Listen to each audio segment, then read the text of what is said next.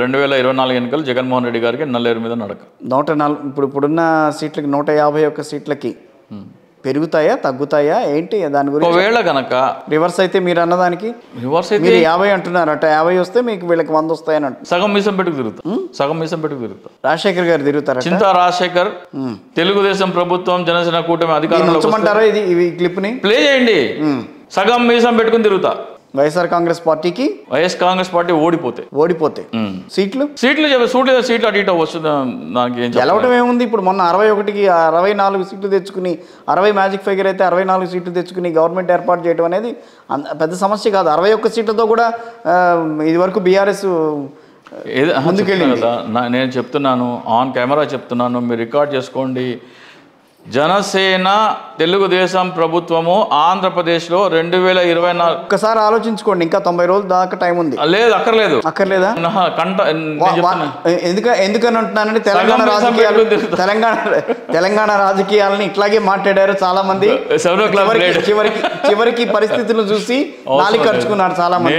నేను మాటకు కట్టుబడి ఉంటాను. చివరికి నాలుగు ఖర్చుకున్నారు చాలా మంది. మేము అట్లా ప్లేస్ లో కూడా కూర్చుని చాలా మంది అదే చెప్పారు. నేను మాటకు కట్టుబడి ఉంటాను. బీఆర్ఎస్ వచ్చి తీరుతుందని చెప్పి మేము కూడా ఇచ్చుకున్నాం చాలా. నేను చెప్పలేదు, నేను 65 వస్తే కాంగ్రెస్ అని చెప్పాను. నా వీడియోస్ చూసుకోండి. 2 నెలల ముందు నుంచి కూడా కాంగ్రెస్ పార్టీ విల్ టచ్ 65 అన్నాను. 65 దాటదని చెప్పాను. 60-65 మధ్యలో చెప్పాను. ఒకసారి మాత్రం 65 పక్కా వస్తాయని చెప్పాను. 64 వచ్చినాయి. సో ఈసారి మాత్రం వైఎస్ఆర్ కాంగ్రెస్ పార్టీ జగన్మోహన్ రెడ్డి గారు ప్రమాణ స్వీకారం చేస్తారు.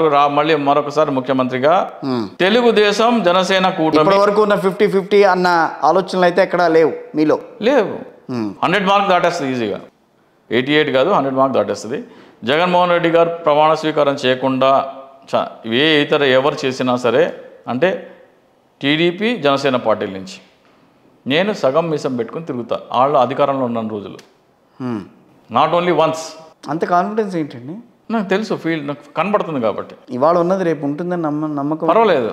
But still I will stick on to your word. I will keep up my word. సగం మీసం రాసి పెట్టుకోండి, హైలైట్ చేసుకోండి. ఓకే, తప్పకుండా హైలైట్ చేస్తాను. మీ బ్యాడ్జీతో పాటు కనిపిస్తూ ఉంటుంది అది. తప్పకుండా. అంటే ప్రత్యేక హోదా ఇవ్వలేని వాళ్ళు ఎవరు కూడా రాష్ట్రంలో మనలేరు అని చెప్పని అనుకోవచ్చు. అప్పుడు ప్రత్యేక హోదా ఇవ్వలేని వాళ్ళు, ప్రత్యేక హోదా తేలేని వాళ్ళు ఎవరు కూడా రాష్ట్రంలో ఉండలేరు. ప్రత్యేక హోదా తేలేని వాళ్ళు ఇప్పుడు వచ్చేది ఎవరు?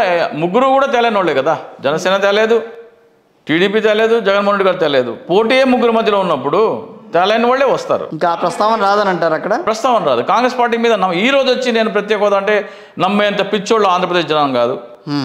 నమ్మకం లేదు. మీరే అంటారు మళ్ళీ ప్రత్యేక హోదా గురించి ఎవరు కూడా సరిగ్గా స్పందించట్లేదని మీరు అన్నారు.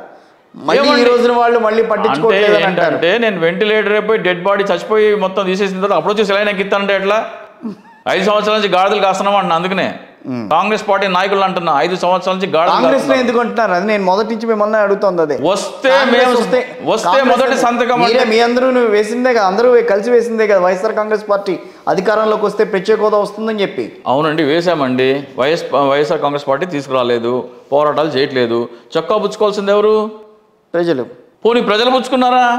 రేపు అదే ప్రజలు పుచ్చుకుంటారేమో, రేపు చొక్కా పుచ్చుకునే అడుగుతారేమో రేపు. ఏది ప్రత్యేక హోదా వద్దు అని రాసిచ్చినోడు కొట్టేస్తారా?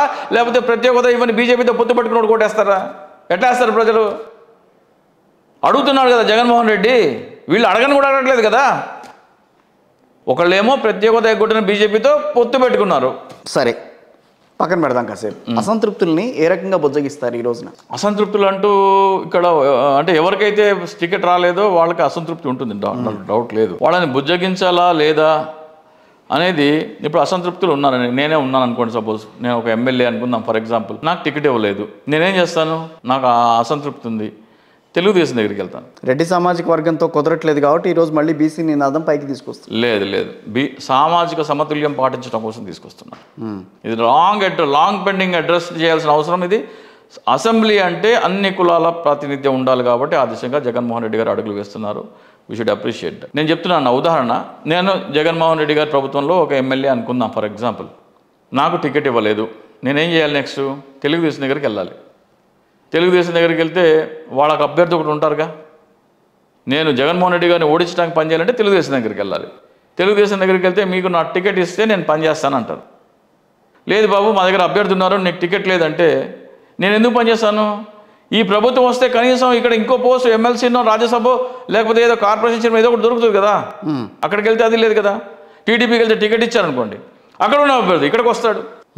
మీరు ఎప్పుడు అటువంటి జాగ్రత్తలు పాటిస్తారంటే చాలా క్లోజ్ ఫైట్ ఉంది, గెలవటం కష్టంగా కనబడుతుంది, ఏమాత్రం తప్పట అడుగేసినా సరే ఈక్వేషన్ మారినా సరే ఓడిపోతామనే భయం ఉన్న నాయకుడు మాత్రమే జాగ్రత్తగా ఎవరిని కదపకుండా చూస్తారు. ఎవరిని నిలబెట్టినా గెలుస్తారు అనుకునే నాయకుడే కాన్ఫిడెంట్గా రిమూవ్ హిమ్ అంటారు. ఇవాళ డిసెంబర్ 20, నెక్స్ట్ జనవరి 20వ తారీఖున మళ్ళీ మీతో మాట్లాడతారు. తప్పకుండా ఆ రోజు మీరన్న ఈ క్యాలిక్యులేషన్స్ అవి అప్పటికి ఇంకా కొనసాగుతాయేమో చూద్దాం. మీరు ఫిబ్రవరి 20, మార్చి 20 కూడా ఎన్నికలు అవ్వకపోవచ్చు నాకు తెలిసి.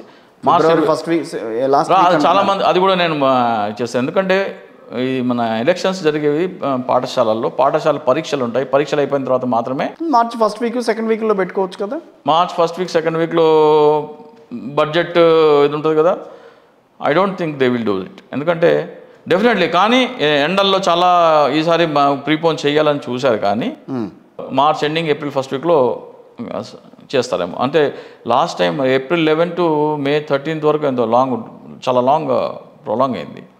ఈసారి అంతవరకు ప్రొలాంగ్ చేయకపోవచ్చు. రాజశేఖర్ గారు, అనలిస్ట్లో చాలామంది చాలా రకాలుగా ఒక అనలైజేషన్ అనేది చేస్తూ ఉంటారు. రాబోయే రోజుల్లో ఇక్కడ ఇది వస్తుంది, ఈడ గవర్నమెంట్ వస్తుంది, ఈ పాయింట్స్ ఆధారంగా వాళ్ళని వ్యతిరేకించారు ప్రజలు అని చెప్పి మాట్లాడుతూ ఉంటారు.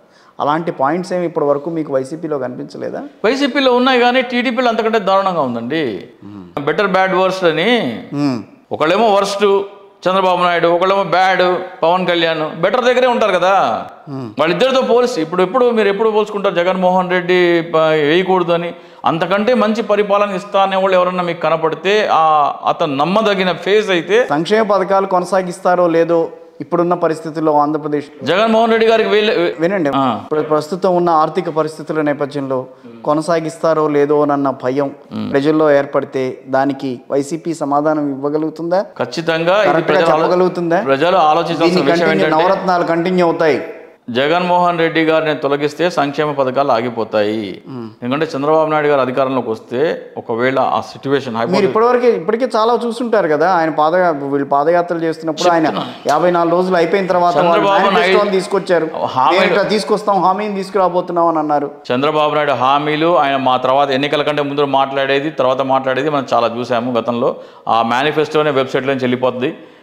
అని ఏమంటారు, సంపూర్ణ రుణమాఫీ అంటారు, దానికి ఒక లిమిట్ పెడతారు. కాపు రిజర్వేషన్ అంటారు, దానికి ఒక కుదరదు అంటారు.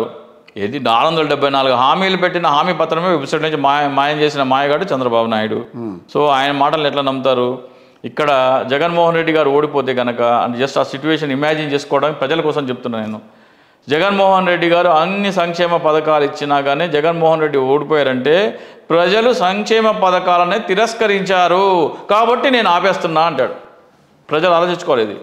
జగన్మోహన్ రెడ్డి ఓటమి అంటే ఏంటంటే ప్రజలు సంక్షేమ పథకాలను తిరస్కరించారు కాబట్టి నేను ఆపేస్తున్నా అంటారు. అది మీ మాట, వైఎస్ఆర్ కాంగ్రెస్ పార్టీ మాట. చంద్రబాబు నాయుడు ఒకవేళ యాక్సిడెంటల్గా గెలిస్తే, నేను సగం మీసం పెట్టుకుని తిరగాల్సి వస్తే చంద్రబాబు నాయుడు చెప్పబోయే మాట అది. Okay. So YSR Congress party రాబోయే రోజుల్లో మళ్ళీ ప్రభుత్వాన్ని ఏర్పాటు చేస్తుందని చెప్పి మీరు భావిస్తున్నారు? ఘంటాపదంగా చెప్తున్నారు. సరే, మీరు మీసాల సంగతి మనం పక్కన పెడితే ఇదే రకంగా ఎలక్షన్స్కి ముందు, తెలంగాణ ఎలక్షన్స్కి ముందు అందరు ఇట్లాగే చెప్పారు. అవి ఎందుకు మరి రాంగ్ అయినాయి? నేను చెప్పలేదండి, మీరు చెప్పాలా? చాలా మంది చెప్పారు. మీతో పాటు చాలా మంది ఉంటారు కదా, మీతో పాటు చాలా మంది ఉంటారు. జనసేన పార్టీ తరఫున చందు శ్రీనివాస్ అనే analyst except Nagar Kurnool seat మొత్తం అన్ని సీట్లు గెలుస్తున్నాయని పేర్లతో సహా చెప్పాడు ఆయన. కూకట్పల్లి గెలిచేస్తున్నాం అన్నారు. వైరా సీటు అసెంబ్లీకి జనసేన అభ్యర్థి వెళ్ళి అసెంబ్లీకి వెళ్ళిపోయి కూర్చోబోతున్నాడు సంపత్ నాయక్ అని చెప్పారు. ఉమాదేవి గారి గురించి చెప్పారు. ఇవన్నీ పేర్లతో సహా చెప్పారు. మీకు కావాలంటే మీ ఇంకా కాపుల్ని పార్టీల గురించి ఆలోచించొద్దని అంటారా? కాపులు సినిమా వాళ్ళని దయచేసి నమ్మడం ఆపేసేయండి. సినిమా వాళ్ళ వల్ల రాజకీయాలు చేతకావు.